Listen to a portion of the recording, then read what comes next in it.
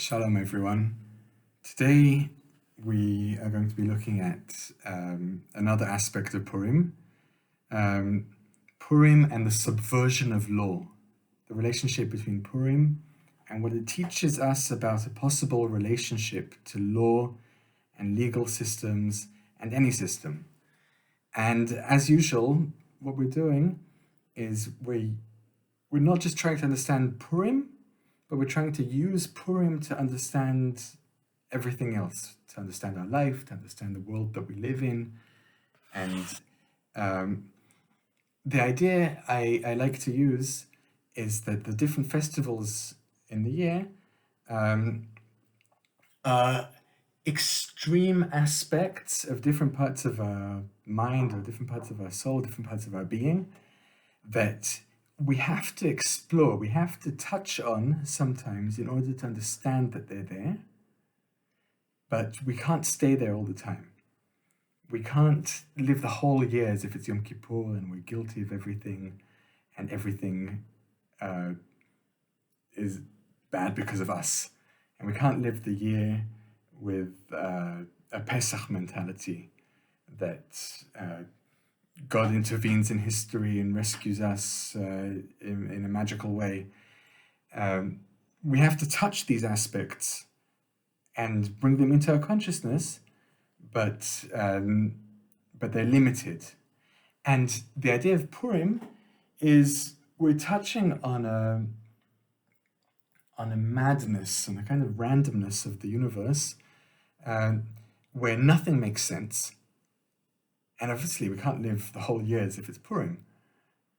But we have to understand that Purim is possible. Now, let's look, we looked at a few different texts in the shiur today, and we were looking at the relationship between what happened at Sinai, the giving of the Torah at Sinai, and what is possible on Purim. And we started with a very nice, very kind of powerful rereading of the giving of the Torah by Rabbi Nachman of Breslov, who takes those verses that we read of the people receiving the Torah, and it's usually seen as a very committed, submissive response of the people. All the people responded together. Kol asher diber Hashem naaseh. All that God has spoken, we will do. And Moses brought their words before God. And God said to Moses, I am coming to you in the midst of a cloud, that the people shall hear me speak to you. And what Rabbi Nachman does is he changes this slightly. He doesn't change the text, he changes the punctuation. And instead of it being a submissive act of acceptance, when they say, all that God has spoken we will do, Rabbi Nachman adds a question mark at the end. All that God has spoken we will do? Are you crazy? Do we have to listen to this Torah? And the way Rabbi Nachman is reading it is that the people are scared of receiving a law from the mouth of God, as it were, and being compelled to keep it. They don't want to be forced to keep the law. And Moses brought their words before God. So Moses brought their complaint before God that the people are actually rejecting the Torah. They don't want to hear it from God. And God said to Moses, I am coming to you in the midst of a cloud. Rabbi Nachman here emphasizes the word to you. God says, I'm coming to you, Moses, and I'm going to give you the Torah. I'm going to say, I am the Lord, your God, Moses. You shall not steal, Moses. You shall not lie, Moses. You shall not murder, Moses. And all the people will watch on from the outside, and they can choose whether to step in or not. Now, keep that in mind as we look at the Purim story, because the Purim story,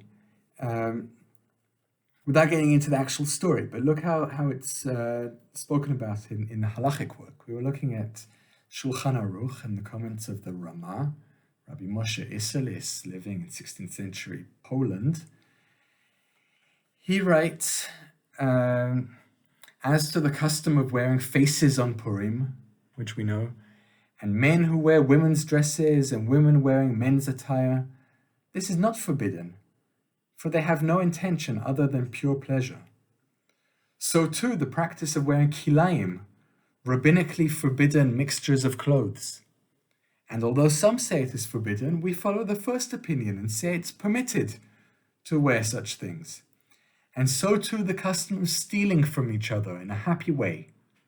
This does not fall under the prohibition of do not steal.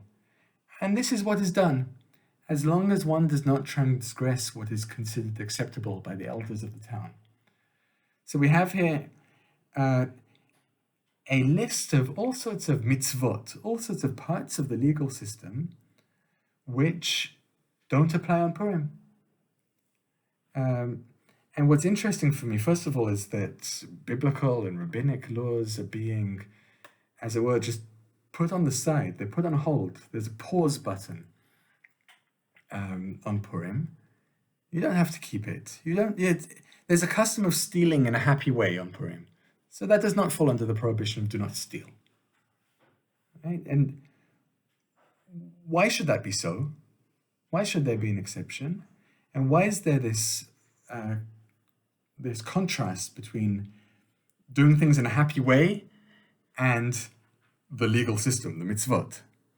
And there's another place where the Ramah says even injuries, if people injure each other on Purim, they can't go to a court of law and demand restitution. Yeah, so there's something even violent. There's a break in the system that Purim allows us, and it shows us that the absoluteness of the system isn't absolute. All the laws have exceptions. And anything with an exception is no longer as stable and consistent as we would have thought. We also looked at a commentary of the Ramah on the book of Esther, where he says, actually, I read philosophy and I try and make philosophy make sense together with the book of Esther and so on. And even though this is dangerous and it's frowned upon and so on, it's Purim, so it's okay. There's a kind of a way of bringing dangerous elements into the conversation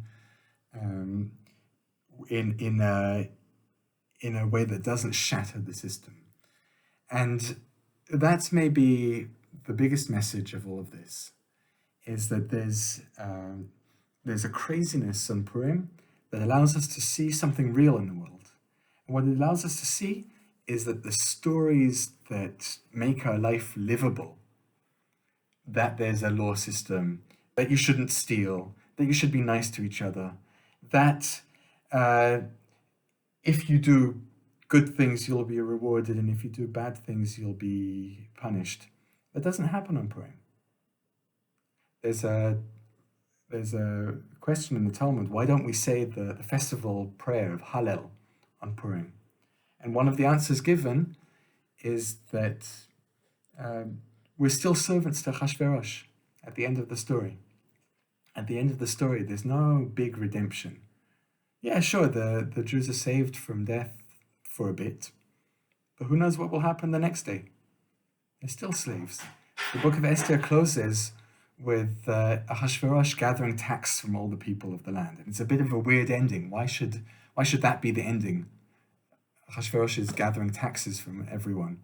It's to show that Ahasuerus is really in charge at the end of the book. And there's something very uncomfortable about that. And there's something very uncomfortable about the possibility that the law isn't absolute.